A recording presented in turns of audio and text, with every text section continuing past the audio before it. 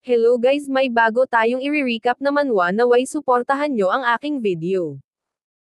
Hello mga ka-T-Recap, don't forget to leave a like and subscribe at i-hit mo na rin ang notification bell para updated ka sa mga bago pa natin video. Let's go, simulan na natin.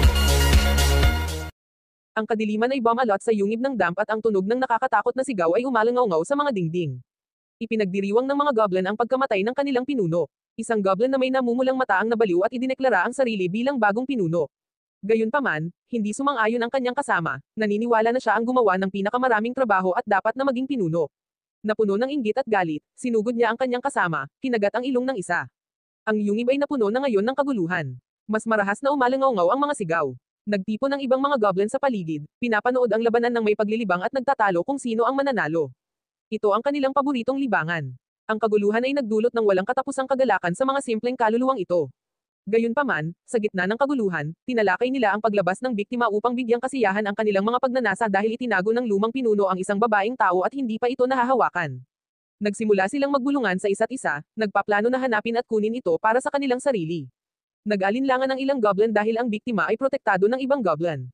Iba siya sa ibang mga goblin. Habang ang ibang mga goblin ay nagsusuot ng simpleng damit upang takpan ang kanilang pribadong bahagi, tinakpan niya ang kanyang sarili ng punit-punit na damit na halos buong katawan niya ang natatakpan at ang kanyang hitsura ay nakakatakot hindi lamang dahil sa kanyang damit kundi pati na rin sa aura na ibinubuga niya tulad ng isang tao. At nang mamatay ang pinuno, naniwala sila na ang kakaibang ito ang magtatago ng biktima para sa kanyang sarili. Tinitigan nila ang kakaibang goblin. Susundan nila ito at sasakmalin ang babae kapag may pagkakataon sila. Ang ilang mas matatalinong goblin ay nagmungkahi na maghintay ng kaunti pa dahil ang kanilang pinakamalakas na miyembro ay nauna nang naghanap ng biktima. Plano nilang hayaan ang kakaibang goblin na labanan ang mga iyon, pagkatapos ay samantalahin ang kaguluhan upang patayin siya at sa wakas ay kunin ang biktima para sa kanilang sarili. Gayunpaman, hindi nila inaasahan na maririnig ng kakaibang goblin ang kanilang usapan. Alam na nasa panganib ang babae, nagpa siya ang kakaibang goblin na tumakbo pabalik sa kung saan siya nakakulong. Sa kanyang bilis, madali niyang nalampasan ang ibang mga goblin. Nang dumating siya sa lokasyon, natakot siya nang makita ang mga rebelding goblin na handang lapastanganan ang babae.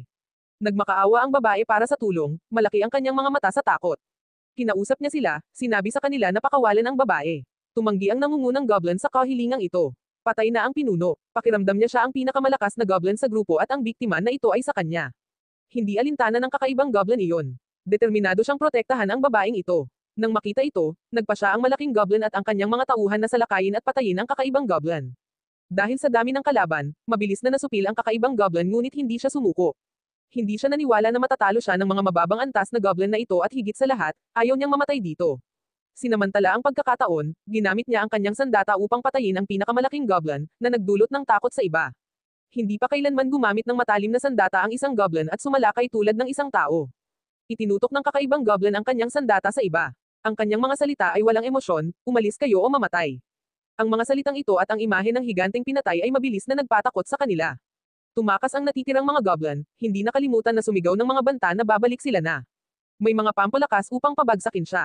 Nang umalis ang ibang mga goblin, ngunit ang kakaibang goblin ay hindi pa rin nagpapabeya. Sinusubukang bawiin ang kanyang composure, alam niya na ito ay simula pa lamang ng mga araw ng impyerno na darating kapag nagpasya siyang lumaban sa kanyang sariling uri. Ang pangalan ng babaeng ito ay Kelia. Sinusuportahan niya siya at pinasalamatan siya sa muling pagliligtas sa kanya. Masasabi niya na iba siya sa ibang mga goblin.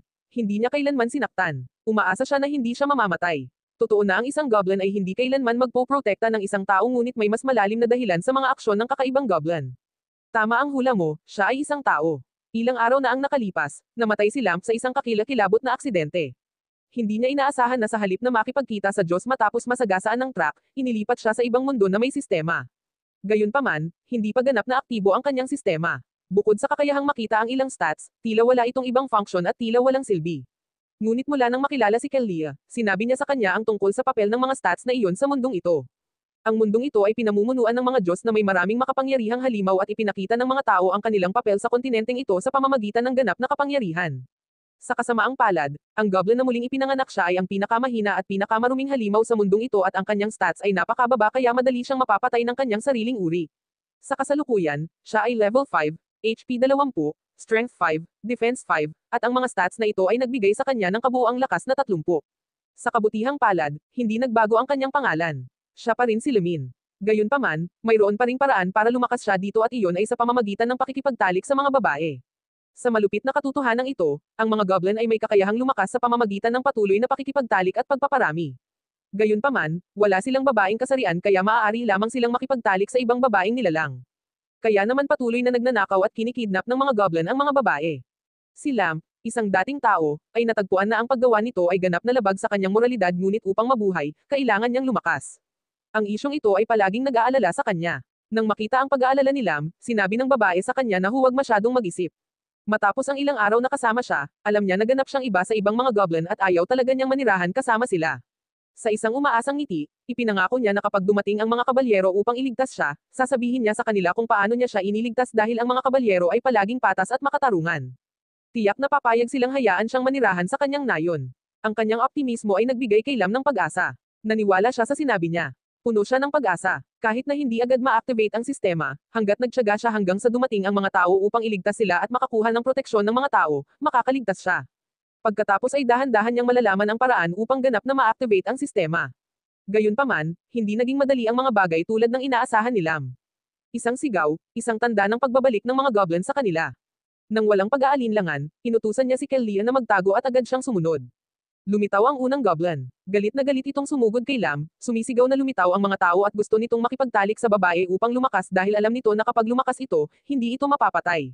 Ang goblin ay galit na. Naghahanap kay Kellia. Gayunpaman, ang kanyang pagmamadali ay naging madaling target para kay Lam, na mabilis na pinatay ang kapos-palad na goblin. Mabilis na ipinaalam ni Lam kay Kellia na narito ang mga tao upang iligtas siya. Nagliwanag ang mukha ni Kelly sa tuwa. Akala niya ay isang kabalyero. Sinabi niya na lalabas siya upang tingnan. Tiningnan siya ni Lamp nang may pag-aalala. Ang paglitaw ng isang kabalyero ay nangangahulugang may iligtas si Kellia at marahil ay isang pagkakataon para sa kanya upang patunayan ang kanyang halaga. Ngunit ang kanyang kagalakan ay napigilan nang makita niya ang isang kabalyero na madaling pinapatay ang ibang mga goblin sa kanyang lakas. Hindi gaanong nagpapakahirap ang kabalyero upang harapin ang mga goblin. Ang taong ito ay tila naglalabas ng kanyang galit, malinaw na nagrereklamo na pinunit ng mga maruruming nilalang na ito ang kanyang damit. Nang makita ang stats ng tao, labis na nagulat si Lamp. Ang pangalan niya ay Loader, level 25, na may strength 30 at defense 50, nilagyan ng platinum armor at iron sword na may kabuuang lakas na 400. Ito ang pinakamataas na stat na nakita ni Lamp mula nang dumating sa mundong ito, na nagtanong sa kanya kung tao ba talaga si Loader. Habang nakatayo si Lamp, namangha sa kung gaano kadali harapin ng tao ang mga goblin, masiglang lumapit si Kellia, masaya na makita siya. Gayunpaman, mabilis na napansin ni Lamp na itinaas ni Loader ang kanyang espada upang salakayin si Kellia. Sa mabilis na reflexes, itinulak niya ito palayo sa atake sa tamang oras. Sa kabila ng pagliligtas kay Kellia mula sa kamatayan, ang biglaang atake ay nagpatuliro kay Lam. Ang mga banal na kabalyero ay dapat na narito upang iligtas ang mga tao. Bakit nila sinasalakay si Kellia? Akala niya, dahil madilim ang yungib, napagkamalan niya ang babae na isang goblin. Ngunit hindi iyon ang kaso dahil galit na ipinahayag ni Loader ang kanyang paghamak sa isang goblin na nakaiwas sa kanyang atake. Mabilis na sinubukan ni Kelly na ipaliwanag na siya ay isang tao ngunit sinabi sa kanya ni Loader na manahimik dahil alam niya kung sino siya. Gayunpaman, naniwala siya na nilapastangan siya ng mga goblin at marahil ay buntis pa sa kanilang anak. Nakakatawa para sa kanya na ang isang marumi tulad niya ay umaasa ng awa mula sa kanya. Mas mabuti para sa kanya kung magsisi siya sa kanyang mga kasalanan at magbayad para sa kanila ng kamatayan. Nagmakaawa si Kellia, iginiit na kahit na siya ay nabihag, hindi siya nilapastangan ng mga goblin. Pagkatapos ay itinuro niya si Lam, ipinaliwanag na siya ang nagprotekta sa kanya. Ngunit sa kasamaang palad, hindi naniwala si Loader sa sinabi niya. Ang ideya na iniligtas siya ng isang goblin at hindi isang kaaway ng tao ay lampas sa mga hangganan ng isang kapani-pani walang kwento. Itinaas niya ang kanyang espada upang tapusin siya. Hindi makapaniwala si Lam sa kanyang nakikita. Hindi niya inaasahan na matatapos ang mga bagay ng napakabilis. Nang walang ibang pagpipilian, humakbang si Lamp ng walang pag-aalinlangan, itinulak si Kellia sa tabi at hinarap si Loader. Umaasa siya na magkakaroon ng sapat na oras para makatakas si Kellia. Kinuha ni Lamp ang kanyang magaspang na sandata at sumugod kay Loader. Ito ay isang resulta na hindi niya inaasahan ngunit kahit na kailangan niyang isakripisyo ang kanyang sarili, gusto niyang protektahan ang babae. Ito ang maaaring magpatunay na siya ay dating tao. Ngunit bago ang banggaan, isang aura ang bumalot kay Lamp, na nagpatuliro sa kanya at kay Loader. Ang mahika na ito ay nagmula sa isang babaeng nakasuot ng puti. Ang kanyang aura ay naglabas ng kabanalan at solemnidad. Hiningi niya kay Loader na huminto dahil naramdaman niya na kakaiba ang goblin na ito. Ang babaeng ito ay walang iba kundi ang Santa Efra.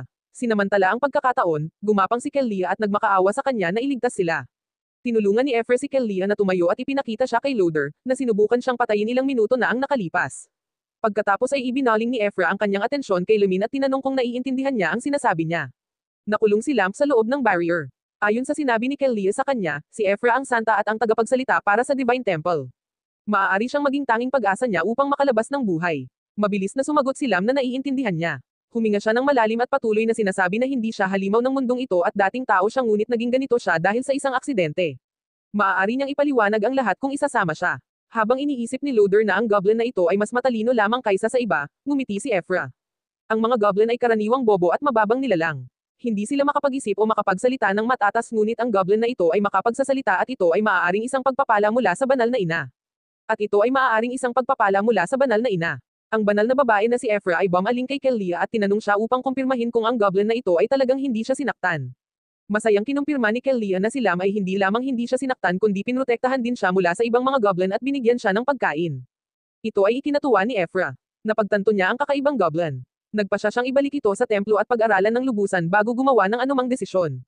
Nang marinig ito, labis na natuwa si Kellia dahil tinupad niya ang kanyang pangako sa goblin. Pagkatapos ay bumaling si Ephra kay Lam at tinanong kung handa siyang sumama sa kanila. Nang marinig ito, labis na natuwa si Lam. Agad siyang sumagot na handa siya. Sa wakas, tila bumubuti ang lahat para kay Lam dahil kasama niya ang isang taong makikinig at makakaintindi ng dahilan. Sa isang pitik ng kanyang mga daliri, mabilis na sinira ni Ephra ang barrier na nakakulong kay Lam. Pagkatapos ay inutusan niya ang lahat na maghanda upang umalis. Nakaramdam si Lam ng kaligtasan tungkol sa kanyang kinabukasan na labis niyang ipinagpapasalamat. Kaya agad siyang lumapit kay Ephra upang ipahayag ang kanyang pasasalamat, nangangako na babayaran niya ito. Ngunit nang mas malapitan niyang tingnan ang kanyang mukha, napansin niya ang isang malupit na ngiti na ikinagulat niya. Ang susunod na narinig niya ay isang tunog na labis niyang pamilyar, ang tunog ng metal na tumatagos sa laman. Alam niya kung ano ang nangyayari ngunit lumingon siya sa takot. Agad na nakumpirma ang takot. Pinatay si Kellia. Ang walang buhay na katawan ay nakahiga ng walang galaw sa malamig na lupa. Natulala si Lam, hindi makagalaw. Napakalaki ng shock. Sa sandaling naisip niya na bumubuti ang mga bagay, lumabas na ito ay isang malupit na kasinungalingan. Sa sandaling ito, ang boses ng babae na akala niya ay ang tagapagligtas ay umalangaw kasama ang malupit na tawa. Kinutya niya ang kanyang pagiging inosente at sinabi na ang kanyang kusang pagsunod sa kanya ay ang pinakamahusay na paraan upang bayaran siya at naintindihan ni Lamp ang malupit na katotohanan ng mundong ito.